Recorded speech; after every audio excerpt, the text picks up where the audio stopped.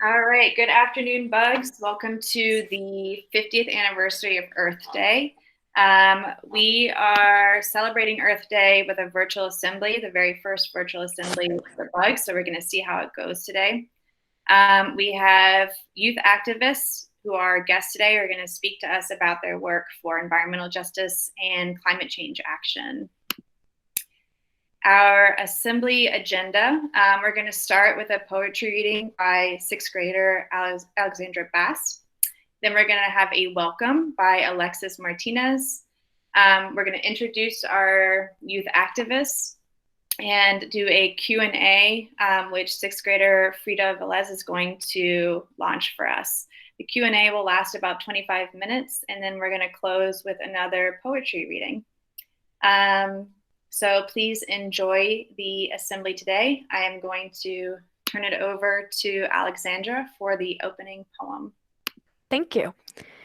So I'm going to be reading What I Would Like to Grow in My Garden by Katherine Riegel. Peonies, heavy and pink as 80s bridesmaid dresses, and scented just the same. Sweet pea, because I like clashing smells, and the car I drove in college was named that. A pea green Datsun with a tendency to backfire. Sugar snap peas, which I might as well call memory bites for how they taste like. Being 14 and still mourning the horse farm I had been uprooted from at 10. Also, sage, mint, and thyme, the clocks of summer, and watermelon and blue lobelia. Lavender for the bees and because I hate all fake lavender smells. Tomatoes to cut and place on toasted bread for BLTs, with or without the B and the L.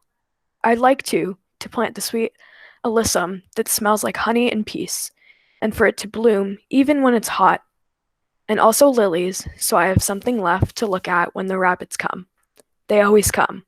They are always hungry, and I think I am done protecting one sweet thing from another.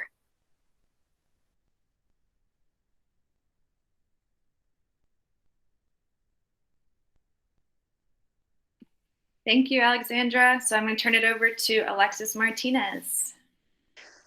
Okay. Welcome to the first Bugs Virtual Assembly. I'm Alexis Martinez, and this is Frida Velez. Today we're going to be honoring the 50th anniversary of Earth Day by learning from 3 young climate change activists. With us today are Birch Kinsey from Buffalo, New York, Judah Klingsberg from Manhattan, and Jaysa Mellers from Bridgeport, Connecticut. Hi everyone, thank you for joining us. Could you please briefly introduce yourself and why you're here today? We'll start with Birch, but is she here? No.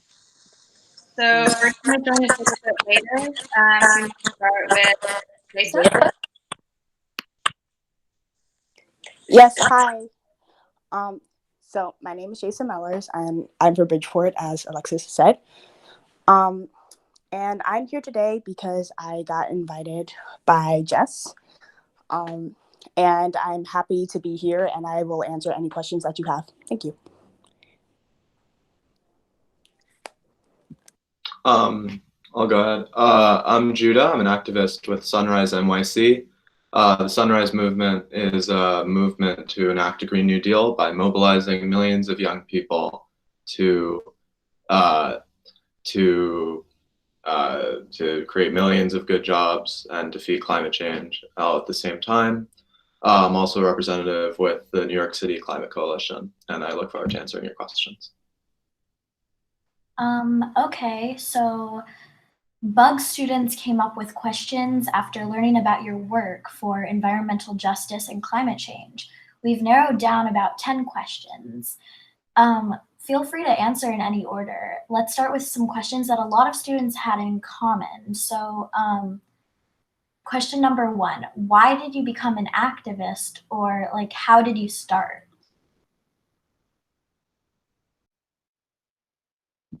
Who should go first? Just anybody who wants to answer, I guess. Sure. I'll jump in. So I started, I'd say, being political after 2016, I think, when everyone in the world became political, because there was so much going on. And Donald Trump was this new thing that no one expected. But originally I wasn't really involved with climate because, I don't know, the issue for me was more about Trump. So I marched in the Women's March. I went to the March for Our Lives.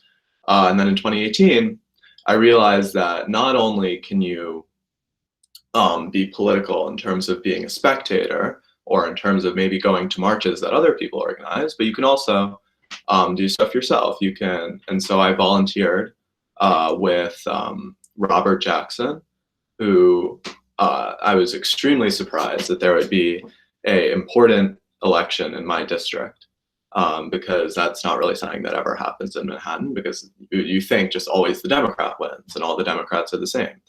But we had a Democrat who was actually voted like a Republican all of the time and just put Democrat as their name. And there were actually 9 of these people. And it was a very successful way for them to get elected, because in Manhattan, just being a Democrat and having a bunch of money gets you pretty far. So, and in all of New York.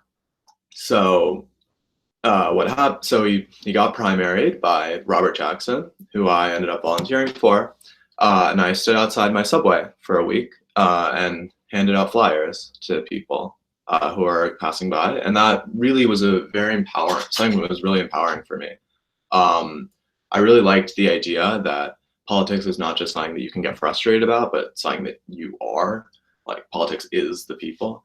And then after, I think, really I think that was kind of when a lot of the worst climate news started to come around, when there was the IPCC report on 1.5 degrees and of global warming, and climate change, climate activism was starting to gain a lot of momentum with Greta.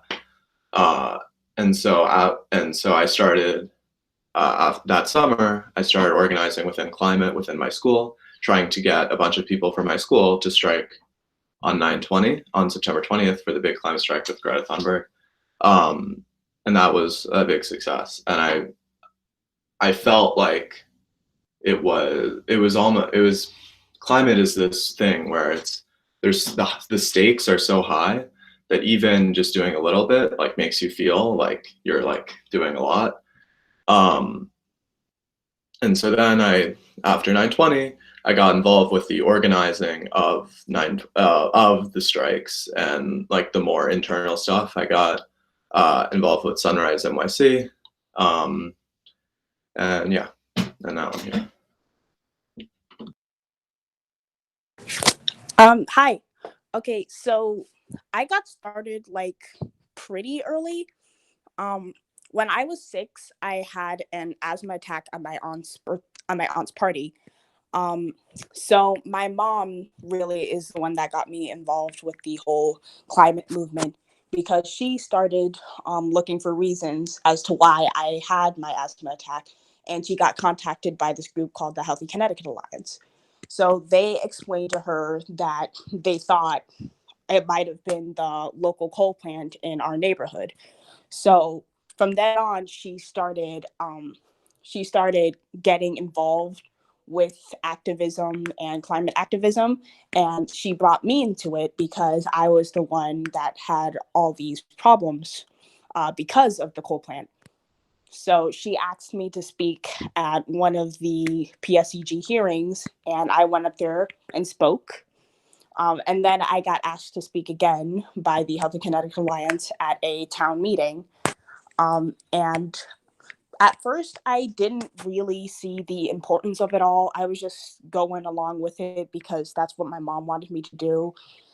But the more I got into it, and when I actually started researching the effects that coal plants and pollution and climate change have on people, I actually started caring a lot more, because, it affects everybody. It affects the earth. It affects people.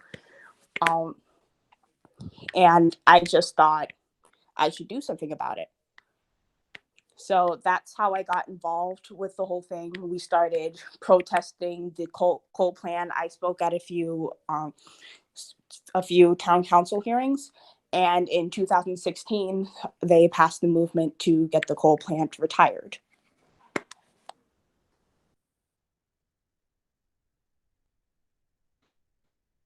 Alexis, were you gonna? Yep. So the second question is, what motivates you guys to like keep doing what you guys are doing?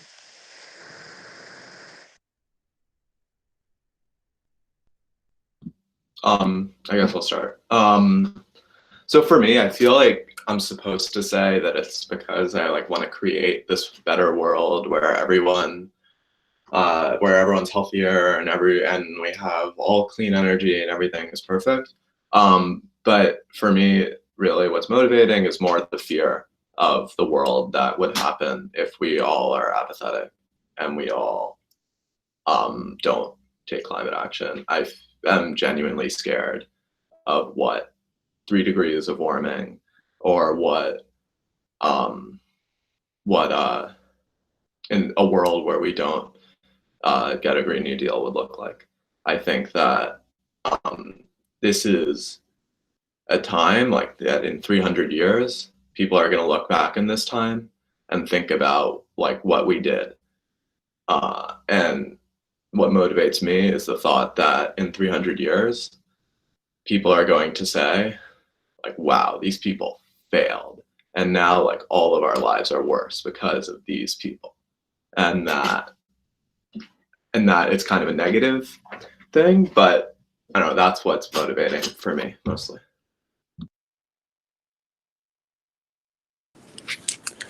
Well, like Judah said, you would expect the typical answer, like we want to make the world a better place. We want all future generations to be proud of us for what we've done. But the truth is, I'm motivated by you guys, by bugs, by people who actually stand up for themselves and fight against climate change and social injustice. Like Alexis, I'm inspired by you. Frida, I'm inspired by you. Judah, I'm inspired by you. To be honest, if there wasn't so much support behind me, I probably would have quit a long time ago, to be completely honest, because I always like to see people who stand up for themselves and people who speak from their hearts. And I need motivation from other people to stand up for myself. So thank you guys for doing what you're doing. Thank you, Jaysa. So question number 3, how do you get over like the nerves, I guess, of, public speaking, being in a march, all of that? Oh, okay. So when I was a kid, or well, when I was a younger kid, I think you're muted. Jaysa, I think you're muted. I wasn't afraid. Oh. You were muted for a bit. Oh, okay. Sorry. Thank you. I wasn't afraid mostly because I was a kid and I thought that nobody really expected anything from me. So if I made a mistake, well, they would just brush it off because, I was a kid. And that actually lowered my confidence a little bit. But I wasn't really nervous when I got up there. But as I got older and started to see that people actually wanted to hear what I was going to say, I thought, oh man, now they're expecting things from me. But the way I get over that, I just go with the flow, I see that people want to hear things from me and I'm like, okay, well, let's make sure it's something worth hearing. I research a lot. I don't really write down my speeches because I feel that makes me sound robotic, but I write down bullet points. And every time I start to get nervous, I just look down at the bullet points and recollect my thoughts. See what I just did there? Saying that's a good way to indicate that you're nervous. What you should do is take a deep breath and pause for a second. Like not like a long time, but just take a deep breath, pause for like maybe 3-5 seconds, recollect your thoughts. That's how I get through the nervousness. And that's how I move on with the speeches and with the whole thing. So yeah. Yeah, definitely +1 on that. I agree. And also, I think for me, it's because a lot of climate activism, like half of activism, is just trying to be really weird. Like we congregate and all march together and hold up signs and yell, and it's like being weird and like give people flyers, like, but I mean, that's like just what you have to do. And so what happens is, well, if you're with other people, then nothing's weird. If you're with multiple people, if you're with thousands of people or hundreds of people or tens of people, then like it's not weird because there are other people there. So that really, for me, is what, like, if there's other people with you, if you have like camaraderie, then I don't know, then that's like, for me, is makes everything go away. So question number 4 is, where do you guys see yourself in 10 years?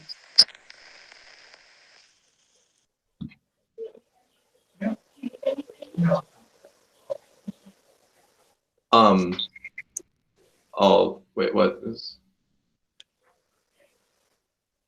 Oh, sorry. Where do you guys see yourself in 10 years? Okay. So I think that the next 30 years in terms of climate action and climate activism are going to be definitely very big because because the IPCC, which is the Intergovernmental Panel on Climate Change, says that we need to go carbon neutral. The entire world needs to be carbon neutral by 2050.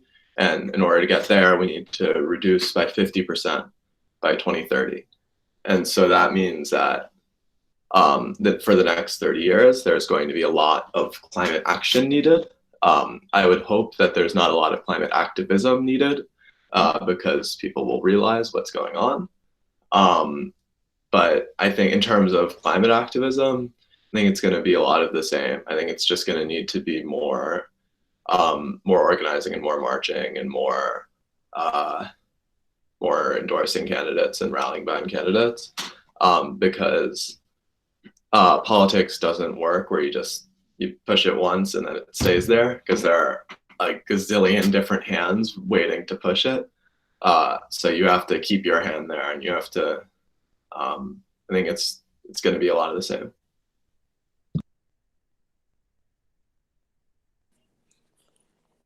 Yeah, like Judah said, I went to the drawdown. I went to the Omega drawdown. I went to the Omega drawdown thing in I think it was Rhinebeck, New York, and they told me basically a lot of the same. We need to reduce emissions by, well, for me it was 2045, or else it would be irreversible at that point. So yeah, that got me thinking a lot about what I should do in the future. Right now, I'm just going around and educating about climate justice and civics education, because that's a really important part of climate justice, even though you wouldn't think so. Those two are very linked, and I will talk about that a little bit later. But in the next 10 years, I think I'd just see myself getting more hands-on with the situation, like not just going around and talking to people. But right now I'm studying to be a robotics engineer. I go to an IT school, so I think that I'm gonna try and make more sustainable inventions that will help with the environment. Like right now, I think right now I'm looking at ways to make a solar panel more sensitive so we could use it in moonlight instead of just sunlight. It's very hard, but that's what I feel like the next 10 years will be like. So, climate justice is hard. Fighting for climate justice is hard, but that's just the way it has to be because people are hard-headed. So that's it. Okay. I think we're supposed to end at 11:40. Maybe we have time for one more question. So is it stressful to be a youth activist? Like, what are the challenges? I can take this one first. So I think that something that actually you would never talk about, but that really makes sense within youth climate activism, especially like the more political end, is that everyone, like the stereotype of like the person who's like, I'm gonna get into the best college, into the best Ivy League school, and then I'm gonna be the president. It's that, but everyone is like that. So that's something that no one talks about, but is very true and very present. But you can get around that. But something else really is just that it's generally hard. You don't affect change right away. I remember after 9/20 on the Fridays for Future Slack. Slack is like the messaging board which we all used to communicate with each other. And someone said, after we marched, the government better do something.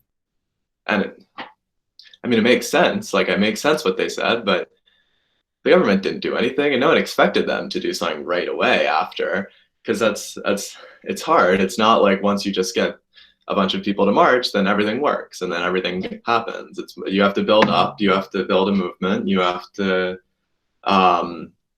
get people in office. You have to do a lot, and it's not that easy. And you can get discouraged pretty quick. I don't know where that specific person who said, well, the government better do something now after we marched, is now. I don't remember who it was. But I don't know, there's a very good chance that person could have just gone, like, just after saw, like, of course the government didn't do anything, just said, forget this, this is pointless, like, we can't do anything. But, you have to fight against that because this is all you can do. And so it's what you have to do. I think it's the challenges are there, but the difference between the challenge of this is hard and politics and we have to get 50 votes in the Senate, or maybe we have to get 60 votes in the Senate, all those challenges, or climate change. So I'm going to take these challenges and have to deal with the Senate over climate change.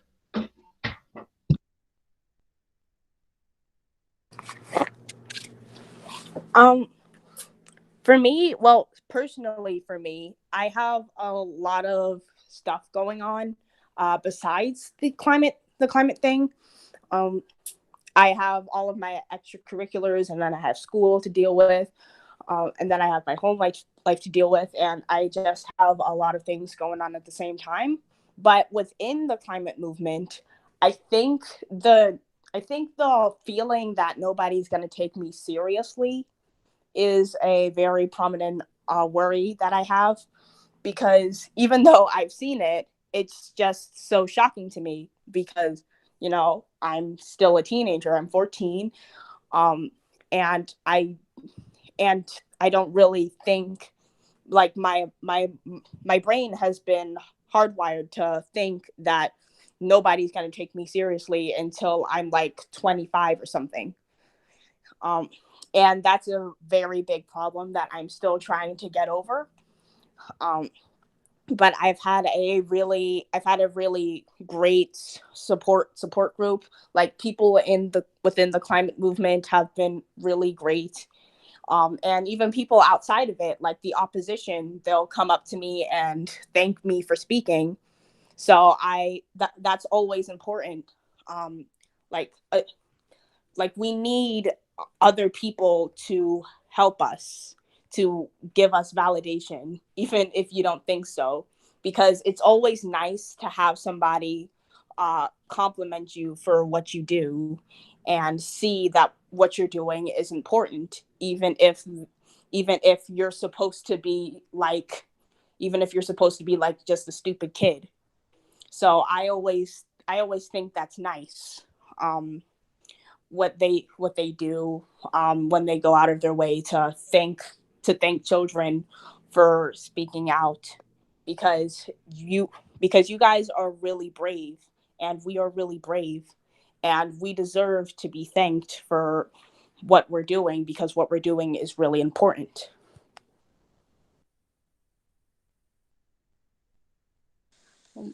I don't think we have time for another question. I think it's about time to wrap up. Oh, So, No, I think yeah. yes. so the wrap up is We have time if you guys want to keep going. We can keep going. we can. Yeah, go for it. So, question 6 is, what are you guys doing now that we're in quarantine, involving like all of this activism? I guess I can start. So really, it's a lot of digital action, and that means a lot of things. That means right now, today is, as you heard, is the 50th anniversary of the original Earth Day, which means that we planned on having a big march with a bunch of people and big screens and a rally and whatever, but of course that's canceled. So now instead we're having a digital Earth Day. You can see it on earthweeknyc.com if you want to check that out after this. And that means we're doing social media campaigns. There is another live stream going on talking about climate change and teaching people different things. There's digital lobbying where we're doing call your congressman and email your congressman, etc. Calling your congressman, by the way, or congressmember, by the way, is one of my favorite hobbies, and you should definitely find out how to do it if you don't know. You just go to find my representative and then search their number. It's amazing. Me and Chuck Schumer's person who answers the phone are very good friends. We're very close. And then also the other big part of what you can do, even in digital atmospheres, digital situations, is you can endorse candidates. So as Sunrise, we endorse candidates, but also you can just endorse a candidate yourself. And you don't get to say, I endorse blah, blah, blah, but you can volunteer for them. And that means you can make calls to voters, send texts to voters, and that's really important work. And that's how campaigns win. And I'd say that's very empowering. So that's really something that I would recommend that you all do, and that's what I'm doing. There's a lot of really important candidates who have elections coming up. Obviously not within the next month, but within the next couple of months or 3 months or whatever. Because there are a lot of important primaries, and there are primaries in New York. There are primaries across the country that you can do digital action for. I've been spending a lot of time text banking for Andrew Romanoff, who's a Senate candidate in Colorado, who I'm a big fan of, who Sunrise endorsed. And that's really, so those are the two big edges of quarantine action. There's earthweeknyc.com, which is the social media and digital lobbying, and etc. And then you can endorse candidates and volunteer for them and call voters and help them out.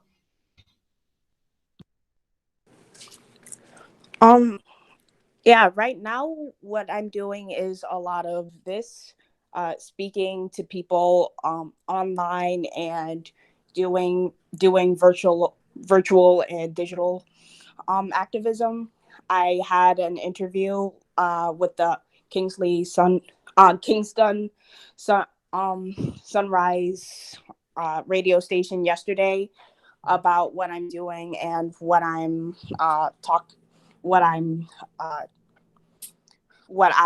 was doing in the past and what I'm doing right now.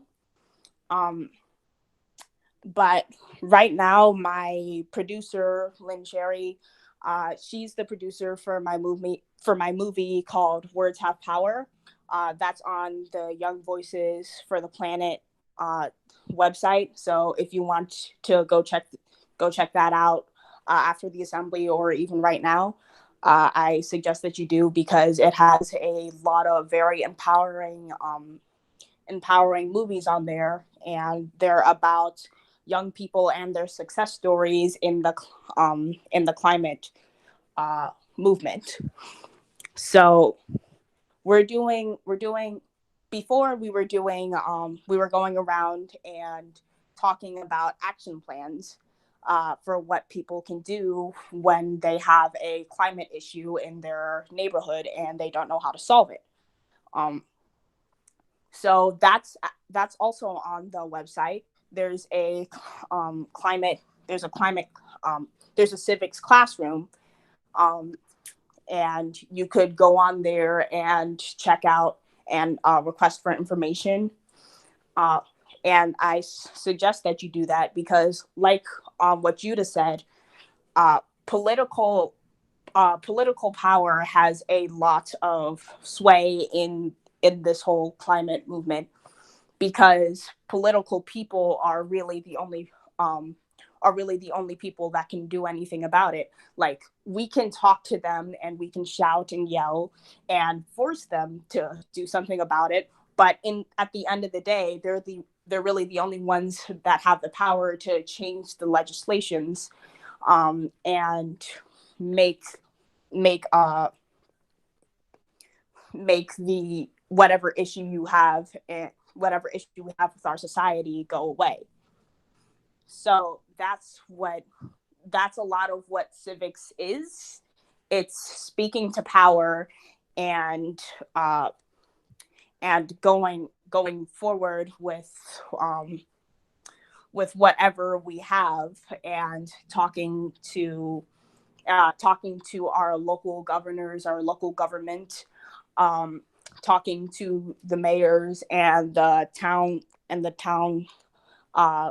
hall, and going to the state. That's what civics is, and that's why I'm going around and talking about civics education, because civics education isn't required in our high schools, and we really need it to be, because not a lot of people, well, most people don't actually know how to talk to power. And I always thought that was a really messed up thing, because if you don't know how to do that, then that basically means you don't know your rights. That's why a lot of people in the climate movement can't really get much sway on what's going on, because they don't know how to talk to our politicians and our local governors. So that's basically what the whole classroom and action plan is about. That's in the action plan. And that's a lot of what I'm doing right now, just going online and talking to people through digital. And yes, like Judah said, I'm also endorsing candidates by myself. I'm not really with any movements, but you can go online and sign petitions for other movements, for climate movements. If you want, you can ask your parent to donate a little bit of cash to whatever movement you need to. I sent a little bit of cash to this movement called Team Trees. Their goal was to plant 1 trillion trees by, I think it was 2018 or 2000. Wait, no, it was 2020, I think. I think it was 1 billion trees too. 1 billion trees? Or was it 1 million? I don't know. Sorry, go on. It doesn't matter. Yeah, so I donated a little bit of cash to that movement, and last time I checked, I think they reached their goal. And they're still accepting donations. If you want to make a donation, they're still going. So yeah, that's basically all we can do right now. Just talk to people through digital and digital activism. And yeah, that's it. Okay, so now I think we have time for one last question. Okay, what issues have youth brought to greater public attention in the last 5 years? And how have these issues been received by politicians or presidential candidates and the news?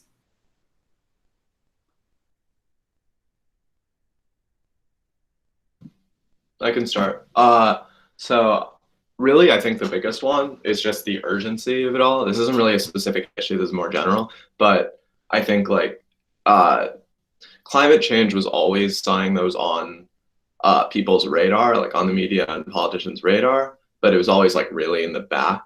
Like you always heard, like in every presidential speech, climate change is real, and we should do something about it.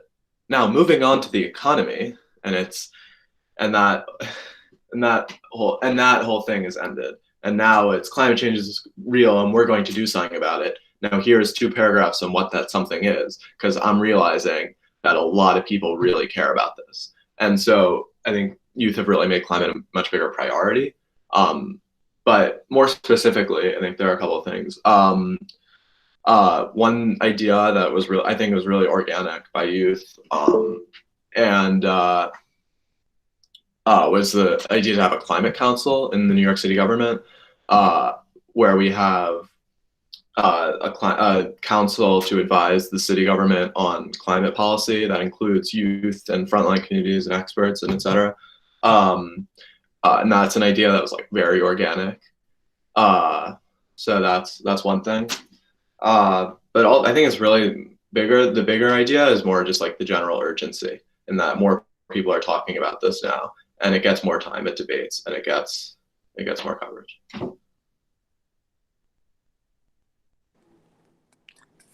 Yeah, there aren't really any specific issues. Like, by greater public, what do you mean by that?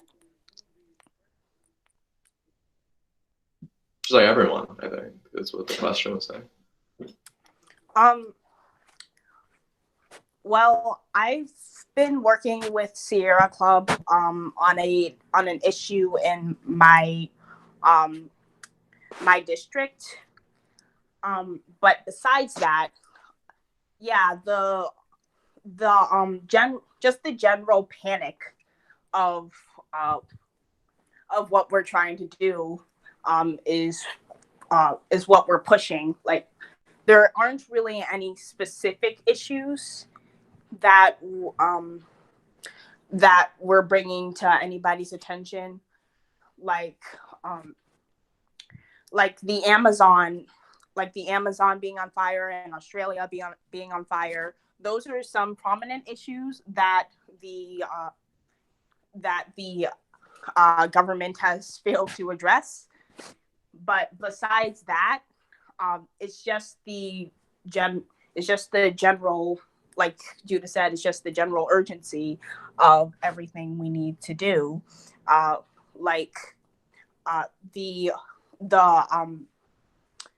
The 2045 issue has been brought to the government's attention, and they obviously don't believe it.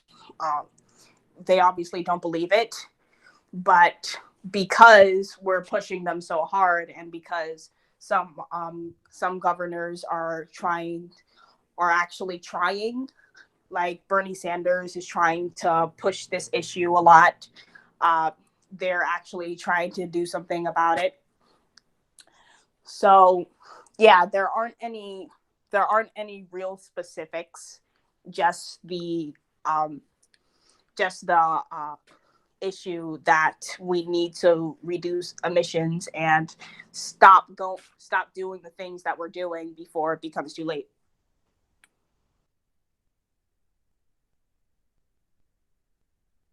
Okay, so now I think we actually have to wrap up. So, Ms. Jess, are we doing the poem first, or do I do the wrap up first and then the poem? Let's end with the poem. I think that would be a nice way to end. So to wrap up, thank you guys so much for joining us today. We've learned a lot. Hopefully in the future we can meet in person. Yeah, and thank you for having us. Thank you. Yes, thank you. And real quick before you begin, Alexandra, I just wanted to thank all of you. Thank you to our guests. Thank you to our Bug students for putting this together and sharing your voices and the work that you've been doing. We are so proud of you and so hopeful for the future to hear you speak on these issues, and you're already so well equipped to face the challenges ahead. So thank you so much for your time. I will be sharing the resources that you spoke about with our whole community. Actually, tomorrow morning, we're going to use some of the Sunrise Earth Week Strike digital tools during advisory. So I'm going to share that with our whole community. Jaysa, we watched part of your film, but we are definitely going to use your curricular resources too.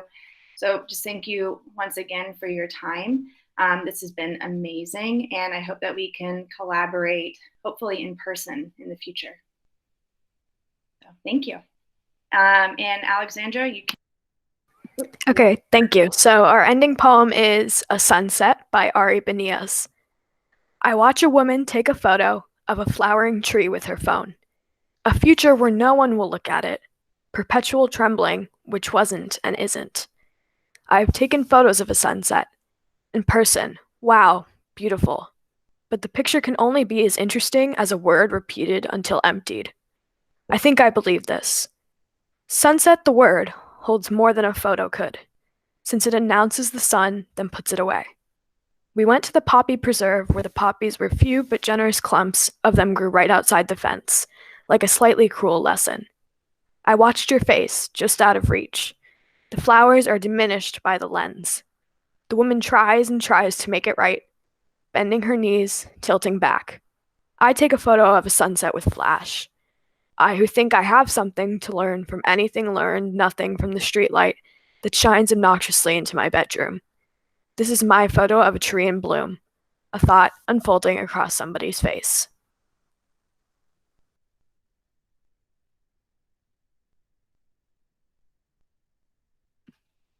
That was awesome. Thank you so much, everyone, for being here. We're going to wrap up, and can't wait to collaborate more in the future. So happy Earth Day, 50th anniversary of Earth Day. And thank you.